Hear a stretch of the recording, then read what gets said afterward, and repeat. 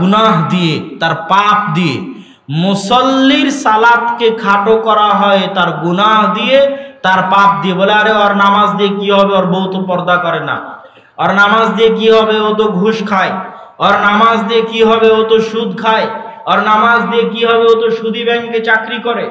এখানে তার সালাতকে খাটো করা হচ্ছে তার গুনাহ দিয়ে, তার সালাতকে খাটো করা হচ্ছে তার গুনাহ দিয়ে। অথচ বিষয়টা এমন নয়।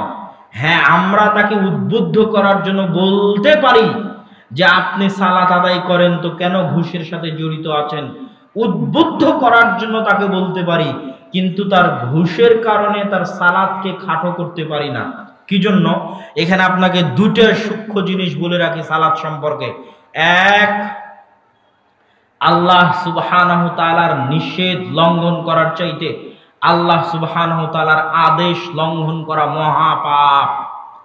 আল্লাহ সুবহানাহু তাআলার নিষেধাজ্ঞা অমান্য করার চাইতে আল্লাহ সুবহানাহু তাআলার আদেশ লঙ্ঘন করা বড় পাপ।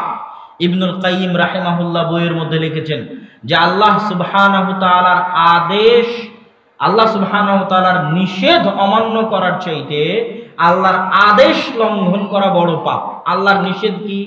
আল্লাহ সুবহানাহু তাআলা বলেছেন সুদ খাওয়া হারাম, আহাল্লাল্লাহুল বাইআ ওয়া হাররামার রিবা। আল্লাহর আদেশ কি? আকিমুস সালাত, সালাত কায়েম করো। সুদ খাওয়ার গুনাহের চাইতে সালাত ছেড়ে দেওয়ার গুনাহ বড় মহাপাপ। আল্লাহর আদেশ হচ্ছে, আল্লাহর নিষেধ হচ্ছে ঘুষ খাওয়া হারাম। আল্লাহ সুবহানাহু তাআলার আদেশ হচ্ছে সালাত আদায় করো। ঘুষ খাওয়ার গুনাহের চাইতে সালাত ছেড়ে দেওয়ার গুনাহ বড় মহাপাপ। আল্লাহ সুবহানাহু তাআলার নিষেধ হচ্ছে, আল্লাহ সুবহানাহু তাআলা খামর, মাদক দ্রব্যকে হারাম করেছেন। আল্লাহর আদেশ আকিমুস সালাত, সালাত কায়েম করো। মদ খাওয়ার গুনাহের চাইতে সালাত ছেড়ে দেওয়ার গুনাহ মহাপাপ, বড় পাপ। আল্লাহ সুবহানাহু তাআলার নিষেধ বিড়ি সিগারেট খাওয়া হারাম, নেশাদার দ্রব্য হারাম। বিড়ি সিগারেট খাওয়ার গুনাহের চাইতে সালাত ছেড়ে দেওয়ার গুনাহ মহাপাপ, বড় পাপ। আল্লাহ সুবহানাহু তাআলার নিষেধ হচ্ছে জেনা করা হারাম, জেনা করার গুনাহের চাইতে সালাত ছেড়ে দেওয়ার গুনাহ মহাপাপ, বড় পাপ। আল্লাহ সুবহানাহু তাআলার নিষেধ অমান্য করার চাইতে আল্লাহর আদেশ, আল্লাহর অর্ডার, আল্লাহর আদেশ, আল্লাহর অর্ডার অমান্য করা মহাপাপ, বড় পাপ। এই জন্য কেউ যদি সুদ খায় তবুও সালাত আদায় করতে বাধ্য, কেউ যদি ঘুষ খায় তবুও সালাত আদায় করতে বাধ্য, কেউ যদি অন্যায় কাজে লিপ্ত থাকে তবুও সালাত আদায় করতে বাধ্য, কেউ যদি নেশাদার দ্রব্য পান করে তবুও সালাত আদায় করতে বাধ্য। নেশাদার দ্রব্যের অজুহাতে, সুদের অজুহাতে, ঘুষের অজুহাতে, হারাম ইনকামের অজুহাতে সালাত বাদ দিতে পাবে না। আর ওর গুনাহের কারণে ওর সালাতকে ছোট করা যাবে না। কি জন্য? ইবনুল কাইয়িম রাহিমাহুল্লাহ লিখছেন তার বইয়ের মধ্যে যে যে ব্যক্তি একই সাথে সুদও খাচ্ছে, তার আগে একটু ভূমিকা বলে নেই। আমাদের মনের মধ্যে কি প্রশ্ন কাজ করে? আমাদের মনের মধ্যে প্রশ্ন কাজ করে যে আল্লাহ সুবহানাহু তাআলা এবং তার রাসূল তো বলে দিয়েছেন, কি বলেছেন? মাতাআমুহু হারামুন ওয়া মাশরাবুহু হারামুন ওয়া মালবাসুহু হারামুন। এর খাদ্যদ্রব্য হারাম, এর পোশাক হারাম, এর পানীয় হারাম। আর ইন্নাল্লাহা তাইয়্যিব, আল্লাহ সুবহানাহু তাআলা পবিত্র, পবিত্র ব্যতীত অন্য কিছু গ্রহণ করেন না। এর আয়, ইনকাম, উপার্জন সবই হারাম। তো আল্লাহ সুবহানাহু তাআলা এর ইবাদত কবুল করবেন না, এ কথা ঠিক। রাসূল সাল্লাল্লাহু আলাইহি ওয়াসাল্লাম বলেছেন, কেউ যদি মদ পান করে, কেউ যদি নেশাদার দ্রব্য পান করে, তাহলে তার 40 দিন ইবাদত কবুল হবে না, এ কথা ঠিক। কিন্তু ইবনুল কাইয়িম রাহিমাহুল্লাহ বলছেন এ কথা ঠিক, তার ইবাদত কবুল হবে না। কিন্তু ও যদি সুদ খাওয়ার পাশাপাশি সালাত আদায় না করে, তাহলে ওর দুটো গুনাহ, একটা তো সুদ খাওয়ার গুনাহ, আর একটা হচ্ছে সুদ খাওয়ার চাইতে বড় গুনাহ সালাত ছেড়ে দেওয়ার গুনাহ। আরও যদি সুদ খাওয়ার পাশাপাশি সালাত আদায় করে, তাহলে হারাম ইনকামের জন্য আর ইবাদত আল্লাহর দরবারে কবুল হবে না, তথা সালাতের যত ফজিলত আছে একটা ফজিলতও পাবে না। সালাতের কারণে গুনাহ মাফ হয়ে যায়, সালাতের কারণে গুনাহ ঝরে যায়, সালাতের কারণে মানুষের মর্যাদা বাড়ে, সালাতের কারণে মানুষের সম্মান বাড়ে। সালাতের যত ফজিলত আছে একটাও পাবে না, সালাতের যত নেকি আছে একটাও পাবে না, কিন্তু সালাত ছেড়ে দেওয়ার গুনাহ থেকে বেঁচে যাবে। আল্লাহর দরবারে সালাত কবুল হবে না মানে নেকি পাবে না, কিন্তু সালাত বাদ দিলে যে গুনাহ হতো, যেটা সুদ খাওয়ার চাইতে বড় গুনাহ, সালাত ছেড়ে দিলে যে গুনাহ হতো, যেটা ঘুষ খাওয়ার চাইতে বড় গুনাহ, সালাত ছেড়ে দিলে যে গুনাহ হতো, যেটা গান বাজানোর চাইতে বড় গুনাহ, সালাত ছেড়ে দিলে যে গুনাহ হতো, যেটা বিড়ি সিগারেট খাওয়ার চাইতে বড় গুনাহ, ওই গুনাহ থেকেও বেঁচে যাবে। তখন আর গুনাহ থাকলো শুধু একটা, যেই অপরাধ যেই পাপে ওই লিপ্ত আছে, শুধু ওই একটা গুনাহই তার বাকি থাকলো, আর সালাত ছেড়ে দেওয়ার গুনাহ থেকে বেঁচে গেল। কিন্তু সালাত যেহেতু আর কবুল হবে না, সেহেতু সালাতের জন্য কোনো নেকি পাবে না। আমি আপনাদেরকে সালাতের গুরুত্ব বুঝাতে পারছি কিনা আমি জানি না, তবে এতটুকু আপনাদেরকে স্পষ্ট করতে চাই যে আপনি যত বড় অপরাধী হন, আপনি যত বড় পাপী হন, আপনার জামা যত অপবিত্র থাক, আপনার কোনো দোয়া দরুদ মুখস্থ নাই, আপনার কোনো সূরা ফাতিহা কোনো কোরআনের তেলাওয়াত মুখস্থ নাই, আপনার মুখে দাড়ি নাই, মাথায় টুপি নাই, পরনে কাপড় নাই, আর 24 ঘন্টা আপনি গুনাহে লিপ্ত, তবুও আপনি সালাত ছাড়তে পাবেন না। সালাত আদায় করতে আপনি বাধ্য, করতেই হবে। ওই সালাতই একদিন আপনাকে ওই গুনাহগুলো ছাড়ার রাস্তা তৈরি করে দিবে ইনশাআল্লাহ। কিন্তু যদি আপনি সালাত ছেড়ে দেন, তাহলে ওই গুনাহ থেকে বাঁচার আর কোনো রাস্তা খুঁজে পাবেন না। অতএব সালাত হচ্ছে এমন একটা জিনিস যেটা আপনাকে হেদায়েতের রাস্তায় নিয়ে যাবে। সালাত এত গুরুত্বপূর্ণ, সালাত এত গুরুত্বপূর্ণ, সালাত এত গুরুত্বপূর্ণ যে মানুষ তার জীবনে যত আমল করবে, কোন আমল আল্লাহ সুবহানাহু ওয়া তাআলা গ্রহণ করবেন না সালাত ব্যতীত।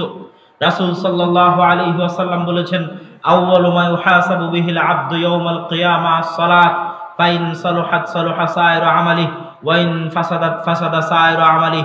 কিয়ামতের মাঠে প্রথম হিসাব হবে সালাতের।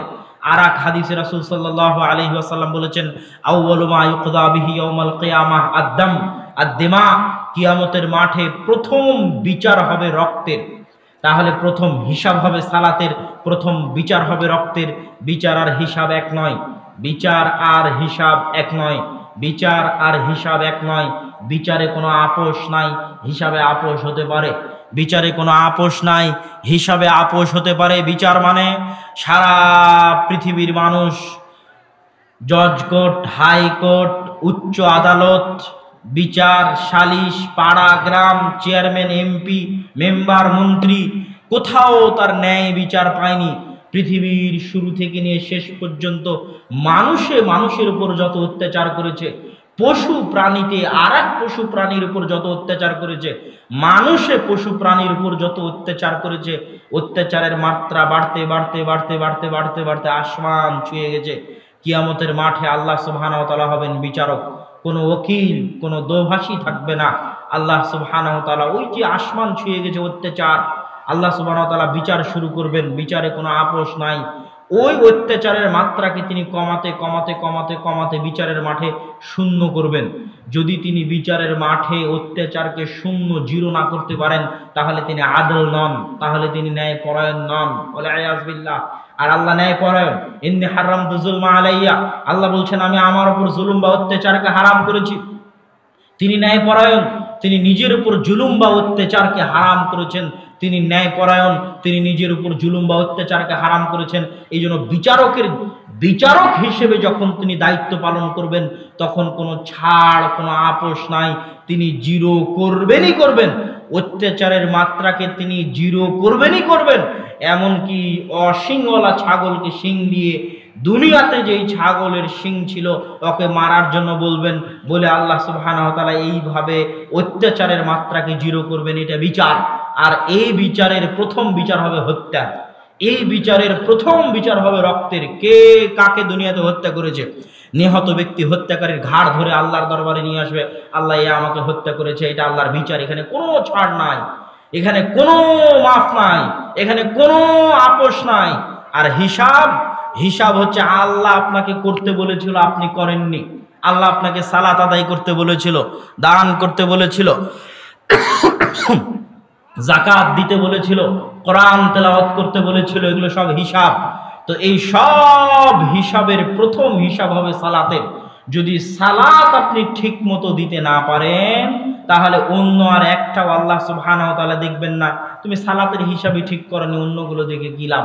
আমি তো তোমাকে যে আদেশ দিয়েছি করার জন্য, তার সবচেয়ে বড় একমাত্র আদেশ হচ্ছে সালাত। কিছুই যদি না করতে, খালি যদি 5 ওয়াক্ত সালাত আদায় করতে, আর যদি গরিব হয় ওর যাকাত নাই, ও যদি গরিব হয় ওর হজ নাই, 5 ওয়াক্ত সালাত, 1 মাসের সিয়াম, আল্লাহ সুবহানাহু ওয়া তাআলা ক্ষমা করে জান্নাতে দিয়ে দিতে পারতেন। আশা করা যায় ইনশাআল্লাহ জান্নাতে যাওয়া অত কঠিন কিছু নয়। শুধুই যদি 5 ওয়াক্ত সালাত আদায় করতে, আল্লাহ রাসূল বলেছেন, এই দেখো তোমরা যদি জান্নাতীকে দেখতে চাও তাহলে একে দেখো। ও কিছুই বলেনি, খালি বলেছে আল্লাহ রাসূল আপনি যা বলেছেন ফরজ কাজ, এই ফরজ ব্যতীত এর কমও করব না, এর বেশিও করব না। এই জন্য আপনারা আর একটা জিনিস মনে রাখবেন, আহাব্বুল আমাল ইনদাল্লাহ আল ফারাইজ। আল্লাহর নিকটে সবচেয়ে প্রিয় হচ্ছে ফরজ। আল্লাহ যেটাকে আপনাকে ফরজ করেছেন ওটা সবচেয়ে প্রিয়। কোটি টাকা দান করার চাইতে জোহরের সালাত জামাতে আদায় করা আল্লাহর নিকটে বেশি প্রিয়। আপনি যত নেকির কাজ করেন না কেন, সব নেকির কাজের চাইতে আল্লাহর নিকটে সবচেয়ে বেশি প্রিয় হচ্ছে যেটা আল্লাহ সুবহানাহু ওয়া তাআলা আপনার উপর ফরজ করেছেন। সেটা খালি ফরজটুকুই করেন, করে আল্লাহর দরবারে যান, আপনার গুনাহ খাতা আল্লাহ সুবহানাহু ওয়া তাআলা আশা করা যায় মাফ করে দিয়ে আপনাকে জান্নাতে দিয়ে দিবে ইনশাআল্লাহ। কিন্তু সালাতই যদি আদায় না করেন, আর যত এদিক ওদিক যান, এটা করেন সেটা করেন, কিছুই আর কিয়ামতের মাঠে কাজে আসবে না। সালাত এত গুরুত্বপূর্ণ, সালাত এত জরুরি, সালাত এত প্রয়োজনীয়। সম্মানিত উপস্থিতি, সালাত এত গুরুত্বপূর্ণ, এত জরুরি, এত প্রয়োজনীয় দেখেই ইব্রাহিম আলাইহিস সালাতু ওয়াস সালাম দোয়া করেছেন আল্লাহর নিকটে, রব্বি জাআলনি মুকিমাস সালাহ ওয়া মিন যুররিয়াতি। আল্লাহ আমাকে সালাত আদায়কারী বানান, আমার বংশধরকে সালাত আদায়কারী বানান। আল্লাহ আমাকে সালাত আদায়কারী বানান, আমার বংশধরকে সালাত আদায়কারী বানান। সালাত আদায়কারী হওয়াই সবচেয়ে বড় সফলতা। কিচ্ছু করা লাগবে না, কিচ্ছু হওয়া লাগবে না। বিসিএস ক্যাডার হওয়ার দরকার নাই, পিএইচডি ডিগ্রির দরকার নাই, কোটি টাকার দরকার নাই, বাড়ি গাড়ির দরকার নাই। সবচেয়ে বড় সফলতা 5 ওয়াক্ত সালাত নিয়মিত মসজিদে জামাতে আদায় করতে পারা। এই জন্য ইব্রাহিম আলাইহিস সালাম আল্লাহর কাছে চাইতেন, আল্লাহ সালাত আদায়কারী বানান, আমার বংশধরকে সালাত আদায়কারী বানান। আপনাদের নিজেদেরও দোয়া থাকা উচিত আল্লাহর নিকটে যে হে আল্লাহ, আপনি আমাদেরকে মৃত্যু দিবেন না সালাত আদায়কারী না বানিয়ে। আমিন। হে আল্লাহ, আমাদের বংশধরকে মৃত্যু দিবেন না সালাত আদায়কারী না বানিয়ে। আল্লাহুম্মা আমিন। এবং যত পিতা আছেন, যত মাতা আছেন, সন্তানকে এখন থেকেই সালাতের জন্য ডাকবেন, সালাতের জন্য ডাকেন। আপনার এই ডাকার মধ্যে আল্লাহ এমন বরকত দিবে, এখন হয়তো আপনার সন্তান আপনার ডাকে সাড়া দিয়ে সালাত আদায় করছে না, কিন্তু এই ডাকের মধ্যে আল্লাহ এমন বরকত দিবে, একদিন আসবে যেই দিন ও সালাত আদায় করবে। কিন্তু আপনি যদি নাই ডাকেন, তাহলে এই বরকত তৈরি হবে কোথায় থেকে? এই জন্য আপনারা সালাত নিজেরা আদায় করবেন, সন্তান সন্ততিকে সালাতের জন্য ডাকবেন, জীবন বাজি রেখে একটাই কাজ করার চেষ্টা করবেন। কিছুই করার দরকার নাই রে বাবা, জীবন বাজি রেখে একটাই কাজ করার চেষ্টা করবেন। পরিবার পরিজন, আত্মীয় স্বজন, বাপ মা, ছেলে মেয়ে সবাই মিলে শুধু একটাই কাজ করার চেষ্টা করবেন, সেটা হচ্ছে সালাত। এই সালাতের আমানত যদি রক্ষা করতে পারেন, দুনিয়ার বাকি সব রাস্তা আপনার জন্য উন্মুক্ত হয়ে যাবে।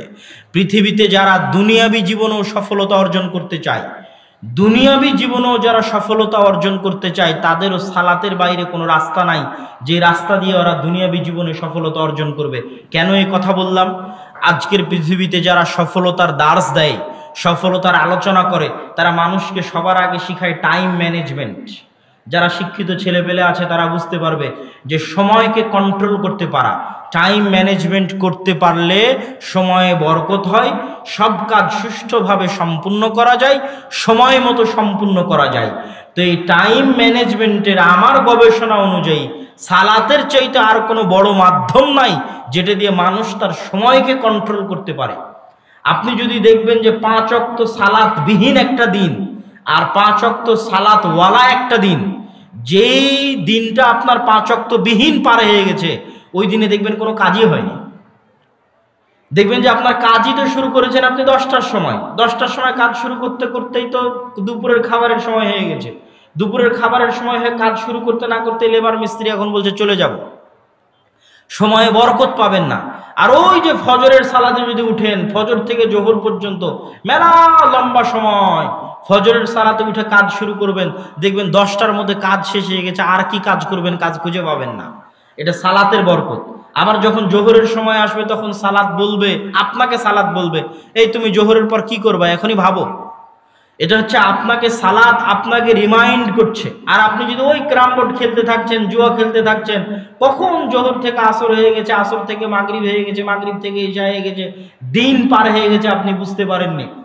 ওই দেখা যাচ্ছে মোবাইল নিয়ে বসে আছে, ফেসবুক নিয়ে বসে আছে, ভিডিও গেম নিয়ে বসে আছে, সিরিয়াল নিয়ে বসে আছে, মুভি নিয়ে বসে আছে, কখন জোহর হয়েছে, আসর হয়েছে, মাগরিব হয়েছে, ইশা হয়েছে, বুঝতে পারেনি। ওর দিন কিভাবে পার হয়ে গেছে বুঝতে পারেনি। আর ও যদি ওই খারাপ কাজটা করা অবস্থাতেও যদি সালাত আদায় করতো, তাহলে জোহরের সালাতের সময় জোহরের সালাত ওকে একবার রিমাইন্ড দিত, এরপরে কি করবো। আবার আসরের সময়কে আর একবার রিমাইন্ড দিত, আর এরপরে কি করবি। আবার মাগরিবের সময় আরেকবার রিমাইন্ড দিতে, এরপরে কি করবি। এশার সময় আরেকবার রিমাইন্ড দিতে, এরপরে কি করবি। তাহলে যত কাজেই ব্যস্ত থাক, প্রত্যেক ব্যস্ততার মাঝে একটা করে ছোট্ট বিরতি আছে, যেই বিরতিতে ও নতুন করে ভাবার সুযোগ পাচ্ছে, দিনটাকে কাজে লাগানোর সুযোগ পাচ্ছে। এটা যে টাইম ম্যানেজমেন্টের যত মূলনীতি আছে, সব মূলনীতিতে সালাতের চাইতে বড় কোনো মাধ্যম নাই, যেটা একজন ব্যবসায়ী, যেটা একজন কৃষক, যেটা একজন ছাত্র, যেটা একজন শিক্ষক, যেটা একজন দোকানদার, যে পর্যায়ে আছে, সকলের বরকতের রাস্তা, দুনিয়াবী সফলতার রাস্তা উন্মুক্ত করে দিবে এরকম কোনো মাধ্যম সালাতের বাইরে নাই। আর মানুষ আজকের যুগে আত্মহত্যা করে, মানসিক প্রশান্তি খুঁজতে যায়, মানসিক প্রশান্তি খুঁজতে গিয়ে যোগা করে, ধ্যান করে, অমুক তমুক কত রাস্তা অবলম্বন করে। সালাত হচ্ছে মানুষের মানসিক প্রশান্তির সবচেয়ে বড় মাধ্যম। দেখেন, মানসিক প্রশান্তির দুইটা মাধ্যম। এক নাম্বার হচ্ছে আলা বিযিকরিল্লাহি তাতমাইন্নুল কুলুব, আর এটার সাথে সালাতের সম্পর্ক এত ওতপ্রোত যে আমাদের দেশের মানুষও ঠিকভাবে বুঝে না যে সালাত আসলে কেন এত জরুরি করে ফরজ করা হয়েছে। এটা যে যিকরুল্লাহর কারণে সালাত ফরজ করা হয়েছে এটা মানুষ বুঝতে পারে না। কোরআনের আয়াত দেখবেন, আল্লাহ সুবহানাহু ওয়া তাআলা বলছেন আকিমিস সালাতা লিযিকরি, আকিমিস সালাতা লিযিকরি। আল্লাহ বলেছেন কোরআনে আকিমিস সালাতা লিযিকরি, আল্লাহকে স্মরণ। আল্লাহকে স্মরণ কেমন বিষয়, আল্লাহকে স্মরণ কেমন বিষয় সেটা আপনাকে একটু 2 মিনিট দেখাই। ইউনূস আলাইহিস সালাতু ওয়াস সালাম আল্লাহর নবী মাছের পেটে আছেন। আল্লাহ কি জানেন না যে তার নবী মাছের পেটে? অবশ্যই জানে আল্লাহ সুবহানাহু ওয়া তাআলা যে তার নবী মাছের পেটে। তো আল্লাহ সুবহানাহু ওয়া তাআলা কি তার নবীকে ভালোবাসেন না? অবশ্যই ভালোবাসেন। আল্লাহ সুবহানাহু ওয়া তাআলা কি তার নবীর সাথে কথা হয় না, যোগাযোগ হয় না? অবশ্যই তার সাথে কথা হয়, যোগাযোগ হয়। আল্লাহ জানেন তার নবী মাছের পেটে, আল্লাহ তার নবীকে ভালোবাসেন, আল্লাহর সাথে তার নবীর যোগাযোগ হয়, কথা হয়। তারপরও আল্লাহ বলছেন যে ইউনূস যদি মাছের পেটে আমাকে না ডাকতো, আমাকে না স্মরণ করতো, তাহলে আমার নবী হওয়ার পরও, আমি এটা জানার পরও যে ইউনূস মাছের পেটে, কিয়ামত পর্যন্ত তাকে মাছের পেট থেকে বের করতাম না। আল্লাহু আকবার। তাহলে আল্লাহ তার নবীর কাছেও চান যে তার নবী তাকে বিপদে পড়ে ডাকুক। লা ইলাহা ইল্লা আনতা সুবহানাকা ইন্নী কুনতু মিনাজ জালিমিন। এই আয়াতের পরে কোরআনে আল্লাহ সুবহানাহু ওয়া তাআলা এই কথা বলেছেন। মুসা আলাইহিস সালাতু ওয়াস সালামকে আল্লাহ সুবহানাহু ওয়া তাআলা বলেছেন ইযহাব ইলা ফিরআউন, যাও ফিরআউনের নিকটে দাওয়াত দাও ফিরআউনকে। মুসা আলাইহিস সালাতু ওয়াস সালাম ওযুহাত আল্লাহর সামনে পেশ করলেন। মুখ ফুলে গেছে, কথা ভালো করে বলতে পারি না, আমার ভয় হয় আমার সাথে একজন পরামর্শ দানকারী দেন। যাতে সে আমাকে পরামর্শ দিতে পারে এবং আমার জন্য শক্তি হিসেবে কাজ করে। যখন মুসা আলাইহিস সালাতু ওয়াস সালাম আল্লাহকে বললেন যে আমার জিহ্বা কাজ করে না, তখন আল্লাহ চাইলে সাথে সাথে মুসা আলাইহিস সালাতু ওয়াস সালামের জিহ্বা ঠিক করে দিতে পারতেন। আল্লাহ জানছেন যে মুসার জিহ্বা এতদিন থেকে পড়ে আছে, এতদিনও আল্লাহ মুসা আলাইহিস সালামের জিহ্বা ঠিক করে দেননি। যখন মুসা আলাইহিস সালাতু ওয়াস সালাম বলছেন আমার জিহ্বায় সমস্যা, তখনও আল্লাহ সুবহানাহু ওয়া তাআলা মুসা আলাইহিস সালামের জিহ্বা ঠিক করে দেননি। আল্লাহ আবার পাল্টা মুসা আলাইহিস সালামকে বলছেন, মুসা আলাইহিস সালাম জিহ্বা যদি ঠিক করতে চান তাহলে আমার কাছে দোয়া করেন, রব্বি শরহ লি সাদরি ওয়া ইয়াসসির লি আমরি ওয়াহলুল উকদাতাম মিন লিসানি ইয়াফকাহু কওলি। যেখানে আল্লাহর সাথে নবীর রানিং কথোপকথন হচ্ছে, আল্লাহ জানছেন নবীর এই সমস্যা, আল্লাহ নবীকে দাওয়াত দেওয়ার জন্য পাঠাচ্ছে, নবীও বলছে আমার এই সমস্যা, সেখানে আল্লাহ আবার পাল্টা নবীকে বলছে আমার কাছে চাইতে হবে।